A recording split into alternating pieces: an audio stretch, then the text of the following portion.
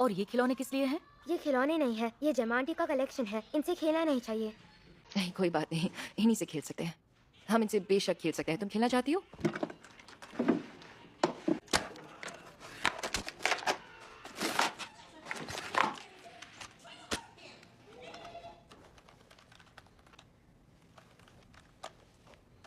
नीचे एक स्ट्रिंग है, तुम्हें उसे खींचना होगा। शायद जेमा, इस एक्सरसाइज के लिए क्यों ना हम केडी को लीड करने दें? हाँ मैं बस बता रही थी उसे खेलना कैसे है। खिलौना ही तो है, यकीनन खेलना मुश्किल नहीं होगा। बहुत अच्छी केडी, इसे जेमा आंटी की ओर फेंकोगी? बात यह है कि ये इसलिए नहीं बनाया गया था, ये दूसरे कामों के लिए बना है।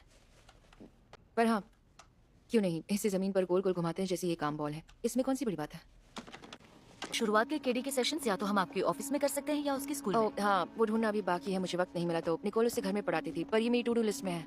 सॉरी, मुझे जानना है आप अपनी बहन के कितना करीब थी? पता नहीं। पर आपको केडी की कस्टडी से एतराज नहीं है ना?